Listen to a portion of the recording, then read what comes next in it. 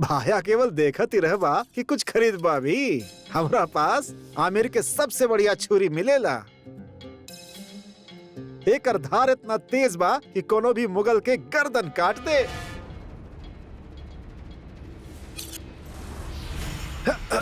धार एकरा कहल जाला। तहारी जंग लागल छुरी अभी धार देखल नहीं है।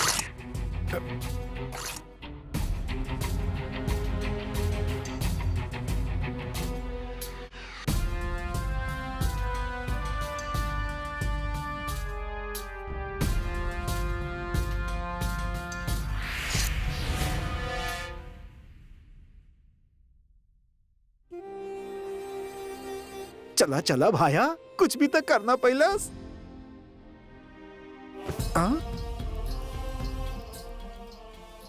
मान गए नहीं भाया। वैसे नाम का बा तोहार? अगर हम कहें कि हम शहंशाह सल्तनत जलालुद्दीन मोहम्मद बानी तो हम कहब हम राजा भारमल बानी। जलालुद्दीन मोहम्मद और अकेले? काहे अकेला ना सकेला? राजपुताना के रेत में चलल और रेगिस्तान के पानी पियल आसान बात नहीं खे भाया। और मुगल के गर्दन काटल इतना आसान नहीं खे।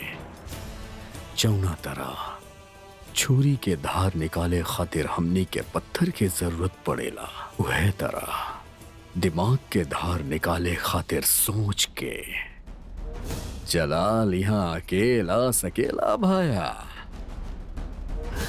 जॉन हुकुम मुगलिया सल्तनत के शहंशाह जलालुद्दीन मोहम्मद के।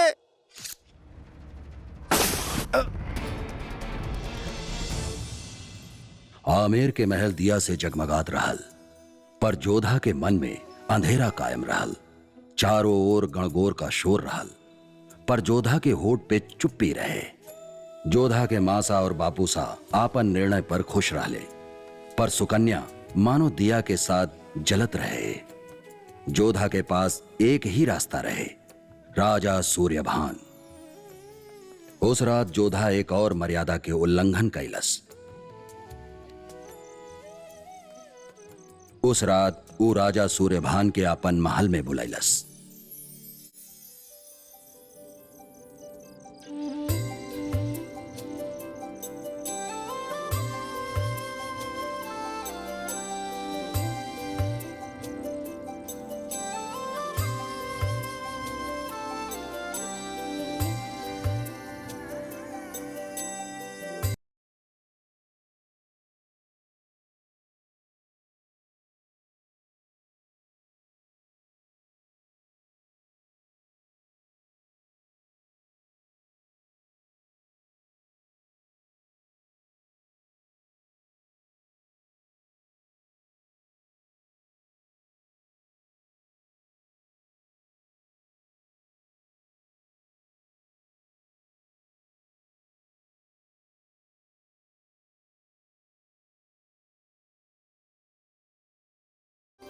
कहा मुनकरा से बात कर रहल बानी जे हमरा के पत्र भेज ले रहली। जी विवाह से पहले एह तरह मिलल राजपूती रस्म के विरुद्ध बा। कहीं कहा भी विवाह से खुश बनी? यह प्रश्न हम आपसे पूछी तो हमार जवाब ना होगी।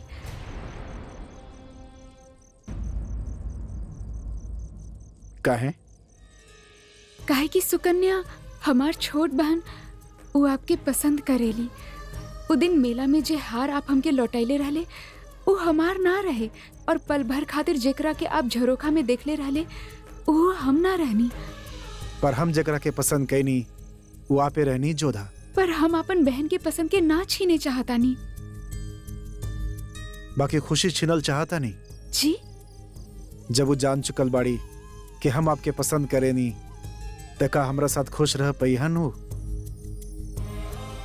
एक हार के बदले दूसर हार के बदल जाए समझ में आवेला, बाकी एक व्यक्ति के दूसर व्यक्ति के साथ इस समझ में ना आवेला जुदा। आपके पिताजी से आपके रिश्ता मांग के मना कर दे हल, एह बात खातिर अब बहुत देर हो चुकल बा। देर हो चुकल बा, अब हमके जाए के चाहिए। हाँ, जाए के चाहिए। बाकी एक आखिरी बात सुन के ई समझे के भूल ना करब कि आपके और हमारा रिश्ता को तो राजनीतिक समझौता बा। हमने के रिश्ता के नींव प्रेम बा जोधा। पिछला 17 दिन से हम आमेर में बानी और रोज आपके देखे नहीं, और आज जब आप बावड़ी में दिया बहाए जाब तो आज भी आप हमरा के ही देखब। शादी ब्याह ते संजोग के खेल बा जोधा, बाकी करल ना करल इंसानन के हाथ में बा। और यदि विवाह ना भइल तो राजा सूर्यभान कभी केहू से ब्याह ना करिहन।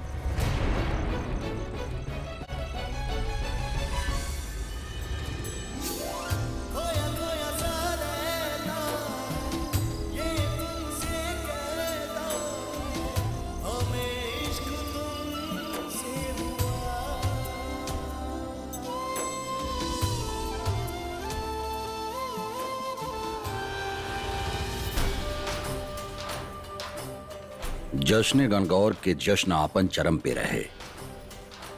एक पल खातिर जलाल भूल गए रहे कि वो दुश्मन के इलाका में रहे। रेगिस्तान के बीच कितना खूबसूरत रहे ये दुनिया। वो दिन आमेर में जलाल के नजर केहू के ढूंढत रहे। एक दुनिया वो रहे जहां जलाल रहत रहे, एक दुनिया ई रहे जहां जोधा रहत रहे। सावधान, आमेर राज परिवार के सवारी पधार रहल बा। रानी मैनावती के जय, रानी मैनावती के जय, राजकुमारी सुकन्या के जय, राजकुमारी सुकन्या के जय, राजकुमारी जोधा के जय, राजकुमारी जोधा के जय।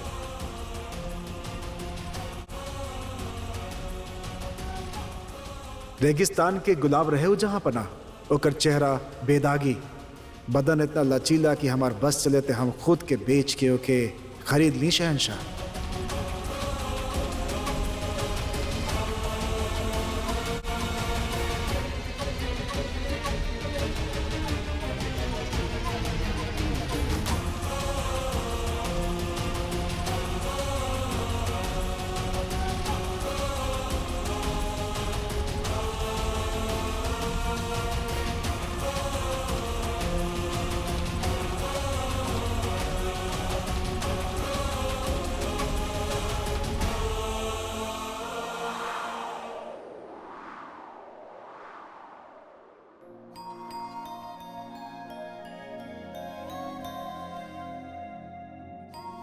थम गईल रहे आंख, रुक गईल रहे सांस, बेजुबान हो गईल रहे जलाल।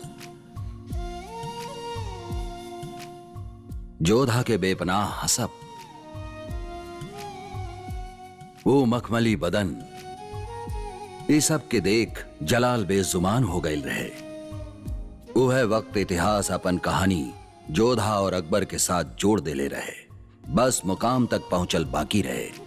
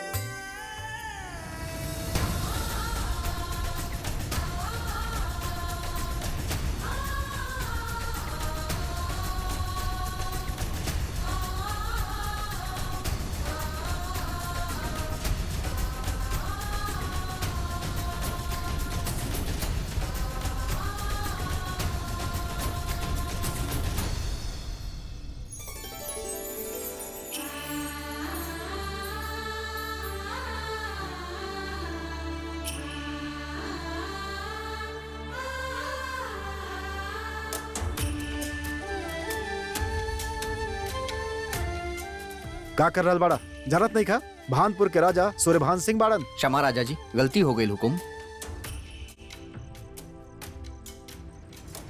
अरे फिर से वो गलती काहे करत तारा भाया? हम भी राजा सूर्यभान सिंह के साथे बानी। अरे जायदा क्षमा।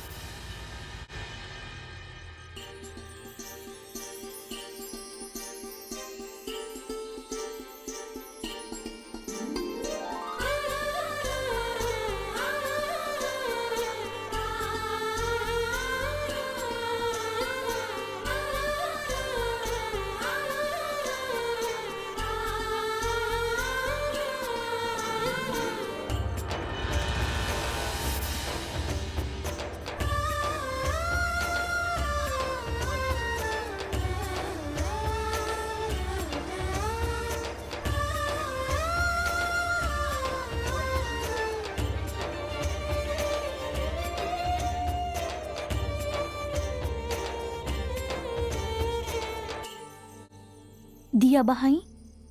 हम बहाई ना बहाई का फर्क पड़ेला मासा? ब्याह तो जोधा के हो रहल बा, पूजा के ख्याल तो ओकरा के रखे के चाहिए। ऊ बड़ बिया, हम तो छोट बानी ना। सुकन्या,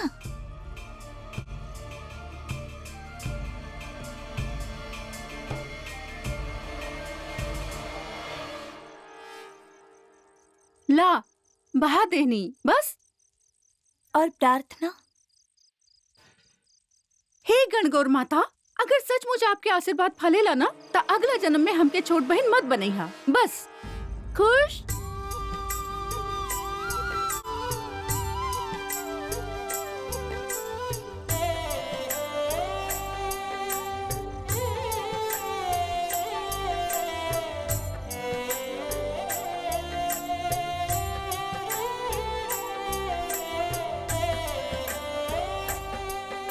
वैसे तो तू सब जानी लू जोधा, फिर भी संस्कार दोहरैला से पक्का हो खेले। कहले कि जब दिया पानी में बहावेलू तो ओकर रोशनी में एक पल खातिर तो के तोहर आवे वाला कल दिखेला। बहाव दिया।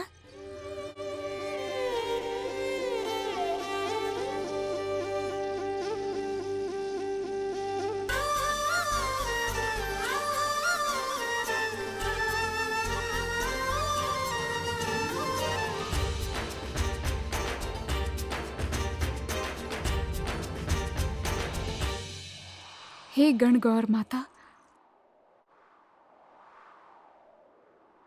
बताई का बा हमार किस्मत में?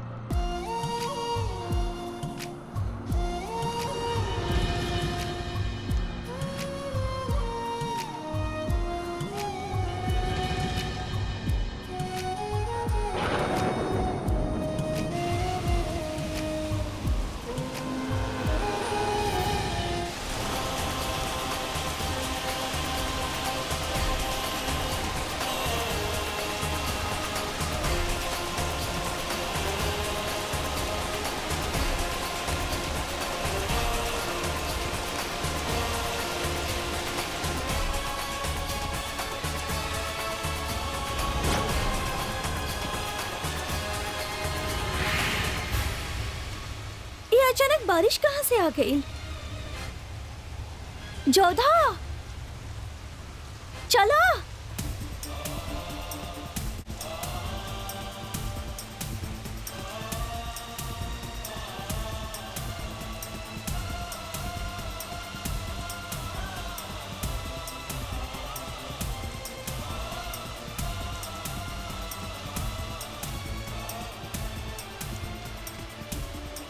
गणगौर के समय चैत्र के महीना में बारिश अच्छा शगुन ना है जोधा। शुभ सोची मासा, ई सोची कि ईश्वर तहार प्रार्थना सुन ले बारिश के जवाब में तोहके तथास्तु कह देलस। अच्छा अच्छा चला।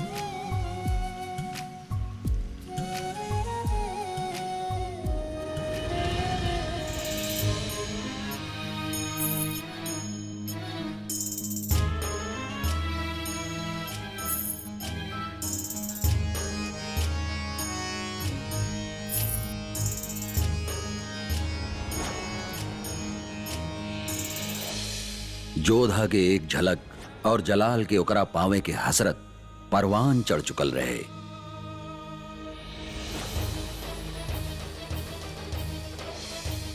आमेर में कई खूबसूरत लड़की रहनी, पर जलाल खातिर आमेर के अक्ष रहे जोधा।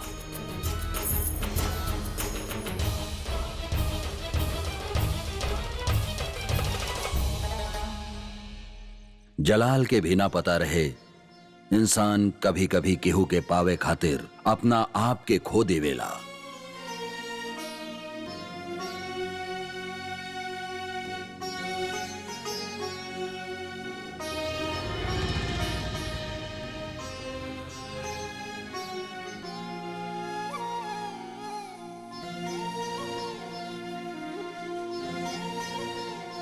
अब जलाल के मन में सिर्फ एक ही ख्वाहिश रहे, जोधा के पावे के।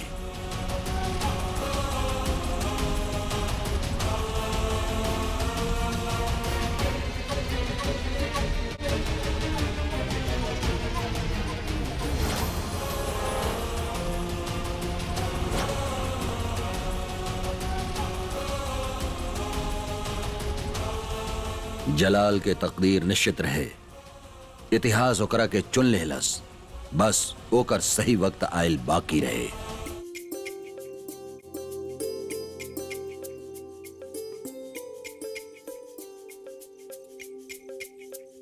जरा एकरा के पहन के देखा। दादी साहब हम रात भर इहे पहनत रहब त हमार तक गला ही छिल जाई।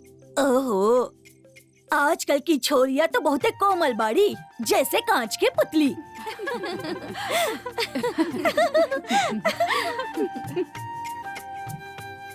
अच्छ, देख लो, बिगड़ गई ना स्वास्थ्य। थोड़ा सा ठंडी तो लगल बा मासा। रेवा, धूप तेज करा। कब से एक बात पूछे की चाहत रहनी तो से पूछी ना। तो फिर बतावा, जब दिया तू पानी में बहावेलू तब का देख लू?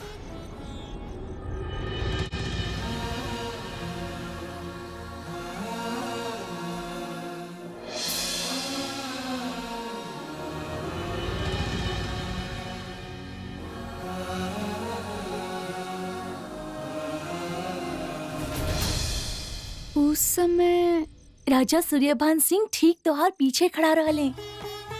लेकिन जोधा उनके ना देखलस। तो फिर बोलू काहे कि उसी समय हवा के झोंका आयल रहे और उनकर खेस नीचे गिरल रहे। और दादी सा पता हा, वो झुकल रहले जब जोधा दिया में पानी बहाइले रहे। झूठ, हम स्वयं उनकरा के देख ले रहनी। वो खड़ा तो रहनी ठीक जोधा के पीछे।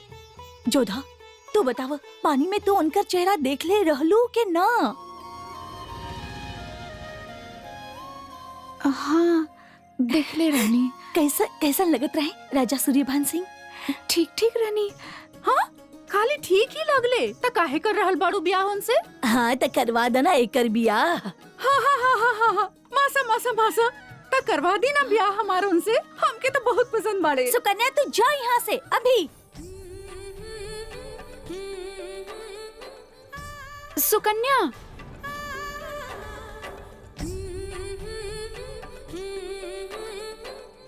सुकन्या, तार कांच के चूड़ी ना चाहिए। ई समझ ली कि हम आपन सबसे प्यारी चीज तोहके दे देनी, कल पहन लिहा। सुकन्या, तहार दियल हर चीज हमरा खातिर अनमोल बा। ई कांच के चूड़ी भी और तहार गुस्सा भी, हम एकरा कल जरूर पहनब। विवाह की घोषणा के दिन जोधा कांच के चूड़ी पहनी। हाँ मासा, ई सुकन्या के सबसे ज्यादा पसंद बा। हम एकरा हमेशा पहनल रखब ताकि हमके लागी सुकन्या हमेशा हमरे साथ बिया। कुछ भी कहली जोधा, हम ना आवे वाली तोहार ब्याह के घोषणा में। सुकन्या, तू चिंता मत कर, जे कह के गई बाड़ी ना आई ता अवश्य आई। हम जाना तानी सुकन्या कल जरूर आई।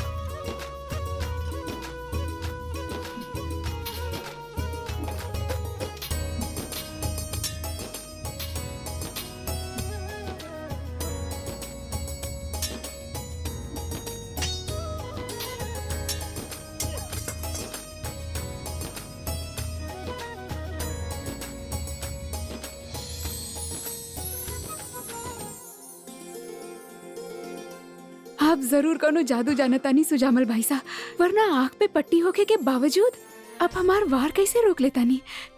मन और शरीर जब एकाग्र होके काम करे ले तो आत्मा साथ देवे ले।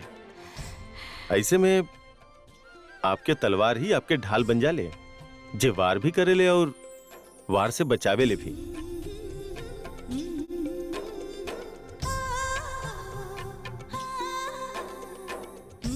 ये हमार भाग्य बा कि हमके आप जैसन गुरु मिलल बड़े। बापूसा के बाद एगो आप ही बानी जे आमेर संभाल सकेला।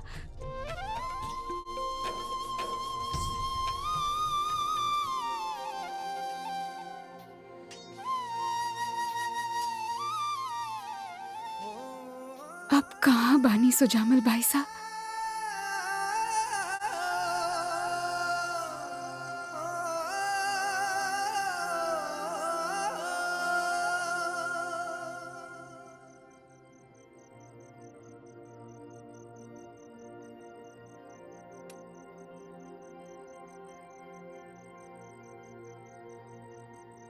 और फिर भगवान दास अपन सैनिक हमनी के पीछे भेजले। वो लोग से छिपत छिपावत हम एजा तक पहुंचल बानी।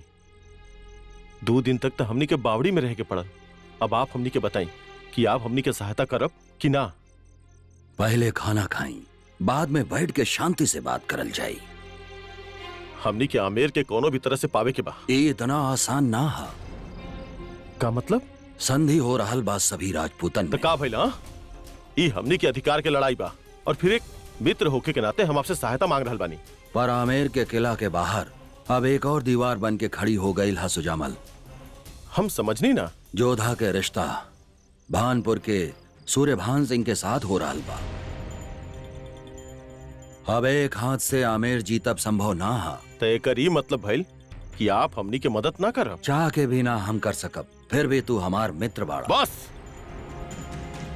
मित्रता के नगाड़ा बजावल बंद करी। कान से खून निकल आई। आपके यहाँ के आखिरी भोजन कर लेनी हम। पेट भर गए हमार।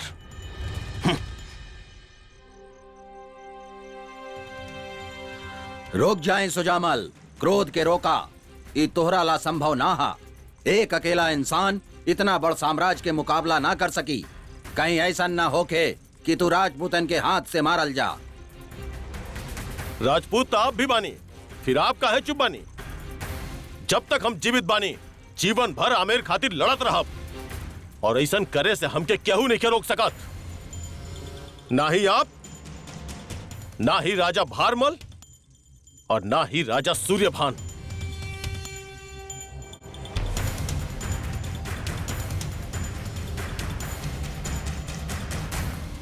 विनाश काले विपरीत बुद्धि। राजा सूर्यभान की, राजा सूर्यभान की, राजा सूर्यभान की, राजा सूर्यभान की, राजा सूर्यभान की, राजा सूर्यभान की, राजा सूर्यभान की, राजा सूर्यभान की, राजा सूर्यभान की, राजा सूर्यभान की। जोधा के साथ आपके ब्याह के घोषणा के चलते सब राजपूतन में उत्साह फैल गई बा।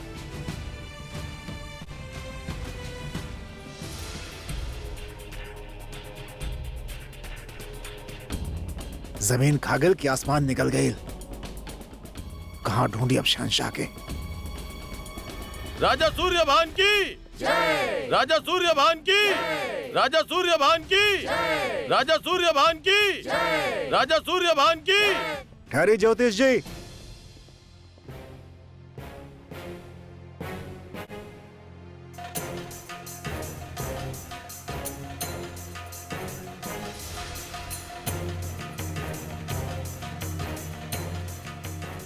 या अल्लाह, कहीं पहचान तो ना ले लस।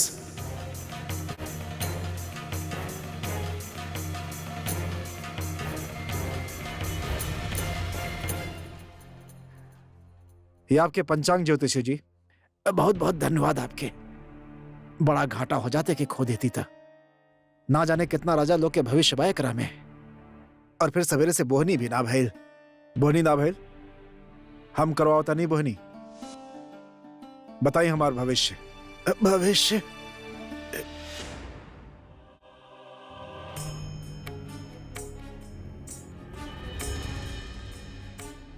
बाप रे, इतना बड़ा मूछ। ये चाहते हमरा के मूछ पर ही लटका के फांसी दे दे। बुरा फंस के नहीं, अल्लाह मेहरबान हो की।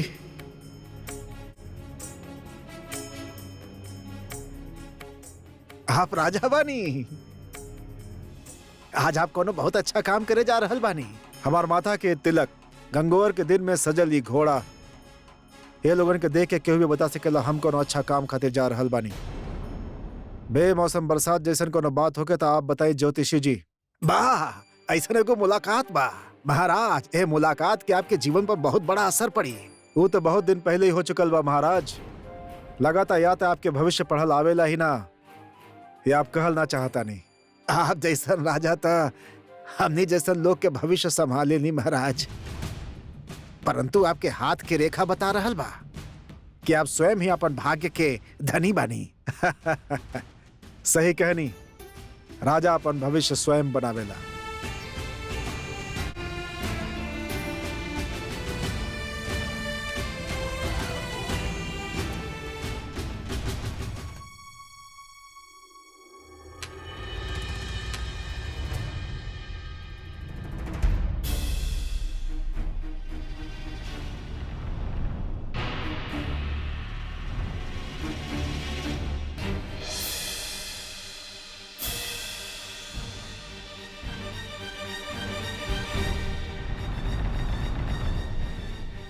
अभी अभी आप ही कहले रहनी ना कि राजा दूसरन के भविष्य बनावेलन।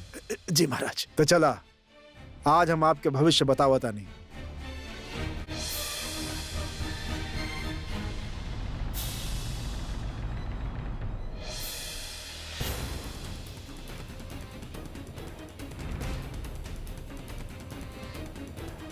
जलाल के नाम के सिक्का तोहरा पास कैसे आयल? मुगल बड़ा तू? ना ना ना ना ना, एक तलाशी लेहल जा।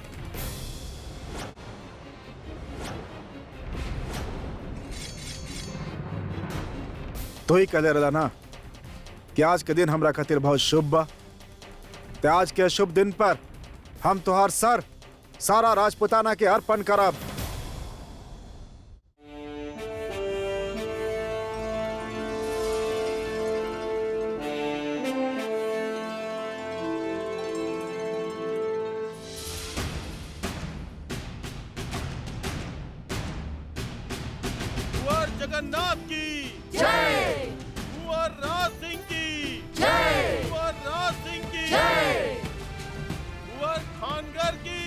कुंवर खानगर की जय, राजा सूर्यभान की जय, राजा सूर्यभान की जय, राजा सूर्यभान की जय, राजा सूर्यभान की जय, राजा सूर्यभान की जय, राजा सूर्यभान की जय, राजा सूर्यभान की जय, राजा सूर्यभान की जय, राजा सूर्यभान की जय।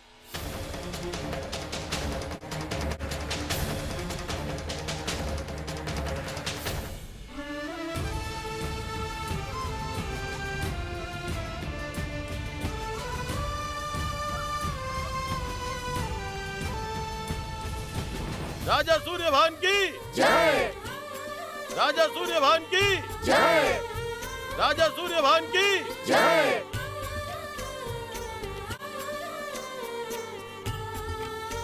राजा सूर्यभान की जय, राजा सूर्यभान की जय, राजा सूर्यभान की जय।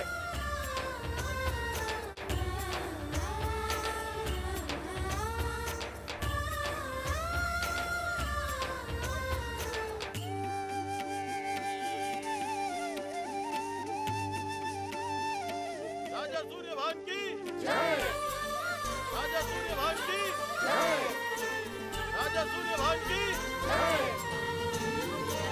राजा सूर्यभान की जय, राजा सूर्यभान की जय, राजा सूर्यभान की जय, राजा सूर्यभान की जय, राजा सूर्यभान की जय, राजा सूर्यभान की जय।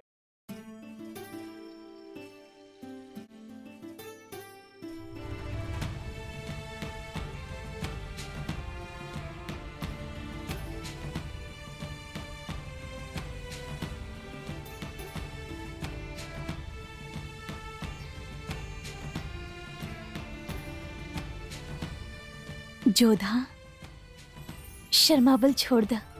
देखा तोहर पीछे तोहर भविष्य खड़ा बा। भविष्य पीछे ना आगे हो खेला मासा।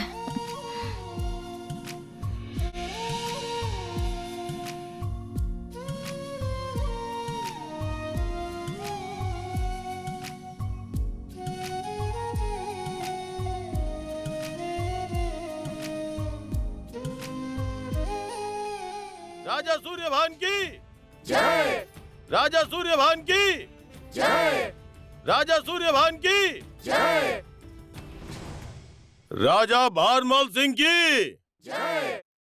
घड़ी खंभा आप सबके गणगौर के शुभ दिन पे हम आप सबसे एगो खुशखबरी बांटल चाहता नहीं, और वो खुशी के बाद बा हमार सुपुत्री जोधा के विवाह।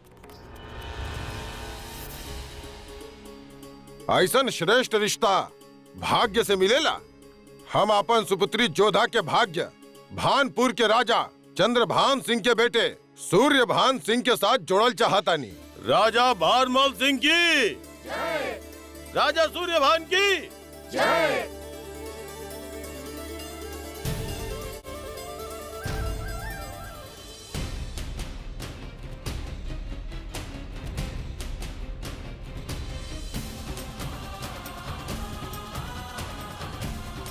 ई राजा सूर्यभान सिंह बनी तो फिर हम केकरा देख ले रहनी।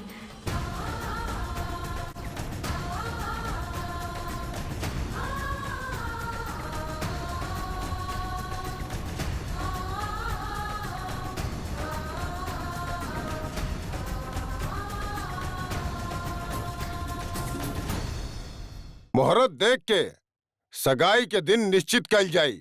और ये रिश्ता के खुशी में आमेर के राजा भारमल, राजा सूर्यभान के 100 हाथी, 200 घोड़ा, 500 ऊंट, 400 गाय, 1 मन सोना, 2 मन मोती, 10 मन चांदी और ढेर सारा गहना देवे के घोषणा कर रहल बानी। और आज के ये अवसर पर हम भी अपन होखे वाला रानी के और ओकर आमेर के एगो उपहार देहल चाहतानी।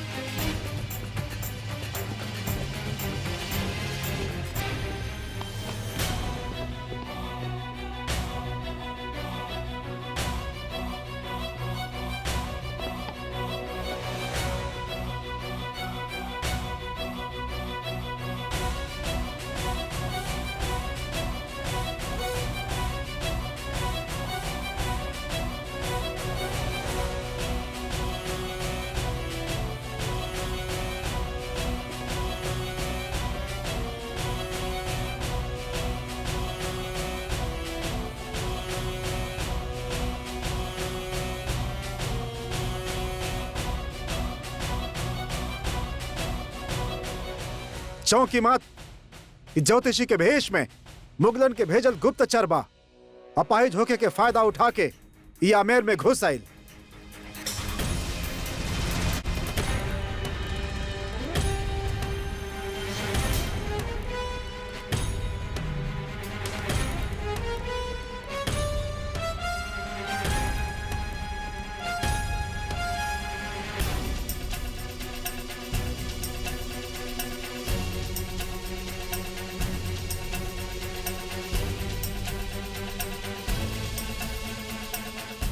चला दुश्मन भाई राजा पारमल जी, पूरा राजपुताना के दुश्मन, एकरा कड़ी से कड़ी सजा देवे के चाहिए। हमार बस चले थे एक सर काट के आपके कदम में रख दी ताकि सारा मोगल के और खास करो जलाल के ये संदेश पहुंचे कि हम राजपुतन के सामने सर उठाए के परिणाम का हो खेला।